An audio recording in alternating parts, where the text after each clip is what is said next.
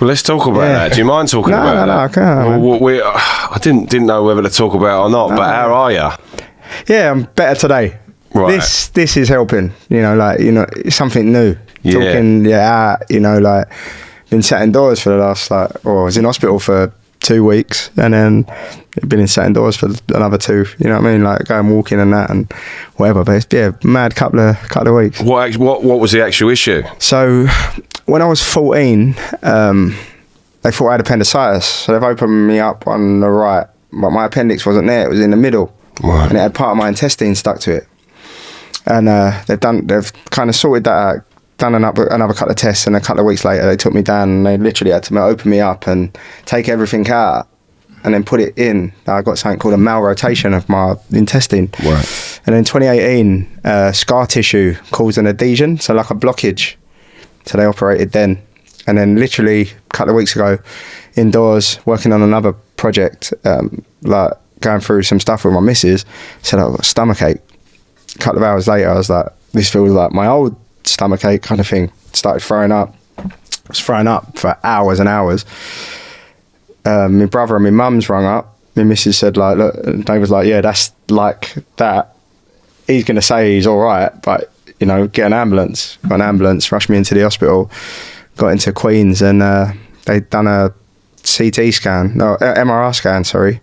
And there's the scar tissue had caused like a load of blockages in the intestine. And a couple of hours later, I was being operated on. Woke up in intensive care. Fucking like feeding tube in my neck, tube in my nose, all sorts of shit. Wow. So, I was in there for about a week, and then in a ward for a week. And but touch wood, this time I'm home a lot quicker. I was like, last time I was home, like it took me 8 weeks before they let me out. Wow. This week, this time it's like a week and a half, 2 weeks, and I was at home. Still some up days, down days, but getting there. Start like to be able to have the mental capacity today to look like last week, and that very much still like a healing kind of game. But getting there. Didn't want I didn't want a full shit to come in one bit. No. Like, you know what? I was. You can't sit and stagnate either. No. So you got to keep moving, and like when you feel all right, you got to roll with it. And like I said, all these things are just normality. You're just finding normality again. Yeah. It's been pretty mental. Mate, wishing you a speedy recovery, mate. I mean, you look good as gold. Yeah, he's I lost a bit of weight. Silver lining. Silver lining. Mate. No, you look good, man. You look good. I appreciate it. I bet your nan was worried, wasn't she? Yeah, she's coming up to see me in the hospital. Was getting asked for photos for the nurses and all sorts. Was she? Oh, mate, how does that feel like? Yeah, I mean, bonkers. Nan's being more famous than you. I know. Although my brother have absolutely smashed it, to be fair. Like from the series like Grime coming around, like I just wanted. So basically, it was like this idea that I had was Skep come round to mine, and I remember Nan said, "Joe, do you want a cup of tea, boy?" And he said to her, "Have you got a fruit tea, Nan?" She said, "Fruit tea, you." I remember when you had a call, and he pissed himself. And I thought, you know what? I got this, son, and I've had this idea for this series, and it eventually become Grime. A mate of mine, Louis Ladmath, worked for a company called Lemonade Money, right? And they helped me with the production of it, and we shot pilot episode with Gets, and then after the Gets episode, Channel 4 wanted it, and then Giggs and Chip and Krypton Conan, Asher D, Big Nasty, like loads of people's done and then off the back of that, then Nan's got a presence on Instagram. Yeah. So like lockdown happened, COVID, and Nan was always moaning at me and Bo like, these people toilet rolls and this, and my brother just filmed it one day having these rants, and it just went to another place. Yeah. So like the Grime series established her, made her like, like it was authentic then, like it ain't just a pretend whatever, this is who she is and whatever. And then the rants happened, and it took her viewing to another place. And then after the COVID and that, my brother and me Nan's always had this like wind each other up thing, and my brother just started filming it. And now the two of them, they've got like, Nan's got like nearly 200,000 followers on Instagram. My brother's got nearly 400,000 on Instagram and 650,000 on TikTok. So like the numbers have just gone crazy, and like she just done a Burberry advert last week. You know what I mean? So it's like, Go on, Gran. Yeah, What's your Gran's name? Margaret. Yeah. Oh, big up Margaret. Yeah, that's amazing. Yeah. Like my nan is, you know, she's my hero, mate. She's the one who got me into music. So when I see that, you know, your nan and knowing that, because even though we haven't met, you get the idea of someone, and then you get the idea, especially seeing their family. Like you can tell, she's real, man. She's a real lady. Yeah, like I love that. Her and my brother get stopped all the time. Like she goes Romford Market, always in Romford. Her and my mum love it, and get stopped all the time. Photos and little videos for people and whatever. And yeah, she always like it's mad. It's quality, crazy to see. Like especially me and my brother's got Arsenal season tickets, and don't start they done a lot of stuff with Arsenal as well. Like because a mate of mine, Alex, he does a video department for Arsenal, and I remember I spoke to him about Grime years ago, and he couldn't do it at the time. He was working at Vice, and he couldn't do something, and he was like, right, I've missed Nan for that. I'm not missing out now. Like, so he got Nan and Bo to do these watch-alongs for Arsenal. Yeah. And then that took him to another place. So now I go football with my brother. My brother gets stopped all the time. Like, go to a music event, everyone knows me. Go to a football event, they know me, my brother. Yeah. And just out and about now, he's a face now. And then my nan, Romford Market, he gets stopped everywhere. You know, it's bonkers. It's a proper mad journey. But even that Grime series as well, like, it was, so my missus worked for Lemonade Money. Right. And she done all the contract stuff. And I remember my mate Louis, who set up the kind of who done Grime with me. He said, "Oh, you need to meet Kerry. Like, you got to make sure you meet Kerry, and that I think you really get on." And like COVID and all that, and then me then bumped into her at Lakeside, and me then come home. She was like, "Oh, I met this really pretty girl, Kerry, at Lakeside." Like, she said she knows she worked on Grime. I was like, "Oh yeah." So I messaged her, went out for a date, and then now, like 5 years later, we've got a boy. Wow. Engaged and all sorts. So yeah, so I'm very thankful for Grime on multiple reasons. You know, like career, family. Served you well, hasn't it? Yeah, it has, yeah. That's amazing though, like something like that. I just need the finances to hit. Yeah. Get the millions in the bank, and then I'm sorted. I've got it all from it. Do you know what I mean? Well,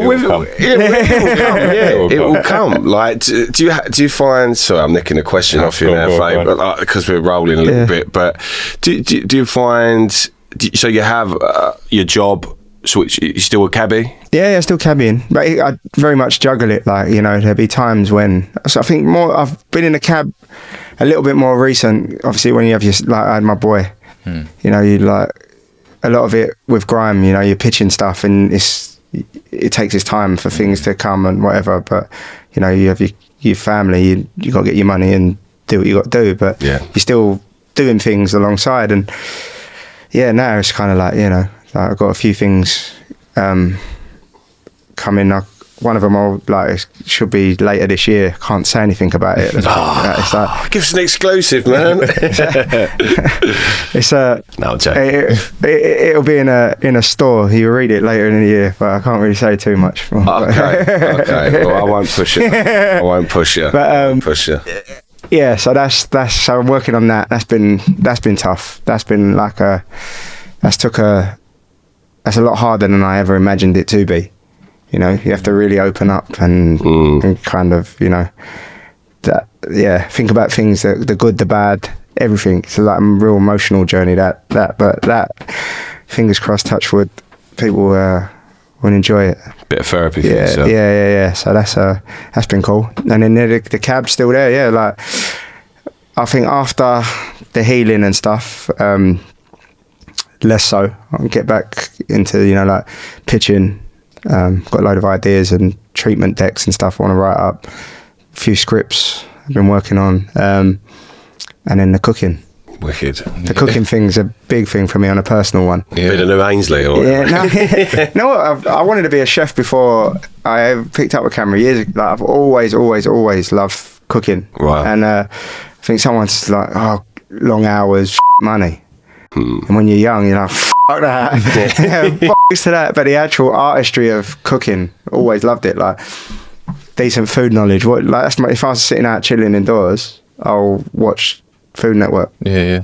You know, or like reading a book, I'll read a cookbook. Yeah. I'm I love the barbecue shows. Yeah. So Oh, yeah, I'm yeah. down with you soon. Yeah, You on that? Yeah. Yeah. You're gonna be on it. Yeah, definitely. I love a cooker. All different things as well. Yeah. I see West you, Indian's my favourite. I see you doing the Guyanese. Yeah, my missus is half Guyanese. Okay. So like, her mum and her family like love my pine tarts and cheese rolls. Okay. Whoa. So they're like, yeah. Like her cousin just said recently, she's getting married. Her cousin, she wants me to make pine tarts for the wedding. So I was like, it's a good few hundred, I don't know. But yeah, so that's a big deal. Yeah, that's a big compliment, you know. When the Guyanese end of the family likes what you do. So yeah. But, mate, massive. So is that your speciality then, Guyanese food? No. What's your speciality? I haven't really got one, you know. I have to do whatever I fancy. All round. Yeah, like I can do anything. Like literally, I love just cooking. Like I'll do the Michelin star stuff. Yeah. The only thing I need to work on, which is the hard part, is the plating. Right. There's a real science into that. And I think when you come from council estate, you know what I mean, calves and whatever, you know, you just like it's a on the plate substantial portion where you like, you know, when you're doing something pretty, you have to think, right, it's not a fill you up to the brim turn out. It's like, how can I make this? Yeah. That's a different level of science into it. But yeah, that's a big passion of mine. So when you go to those restaurants, what do you think? Do you look at it and think like, where's the rest? No, you know what? Because it's like a science. So like you get so many different courses. By the end of it, you might look at something and think, oh, I'm going to be hungry here, but you never are. Like because it's all worked out properly. And you know what? Thank God as well through like Instagram and stuff. Like you make certain friends with different people that you wouldn't, you know, like, and people's like music they might know. Like I've got a load of Michelin star chef friends. Wow. Now, like you know, like Tom Brown and Ben Murphy, and like you know, you talk to them all the time and whatever. Like Tom's always at Arsenal. Go like. Yeah. And you're there, and like you know, you have little things. You're like, oh, what do you think of this? Or I made this the other day. Have a look, and then like, oh yeah, this is Quality. proper. Yeah, well, like You could do a program, man. You could get like, I mean, all the guys you've met along the way and just cooking food together. Surely, but I will do something. I've got a few ideas for a few bits of content. I will do, and I think you know what the glory of it for me is, like with a lot of the series and stuff like that. Whenever you do things, you kind of like rely on others. So it's like if I've got a series like Grime, I need to ask Gets, can you come and do this?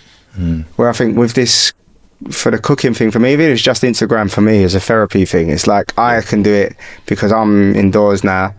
I've got a bit of time. Let me press record. I don't need anybody else. I just do it for yourself. Yeah. And I think that's the part of it. That's the blessing for me. Yeah. 'Cause it's not the relying on, and it's kind of like showing everyone me.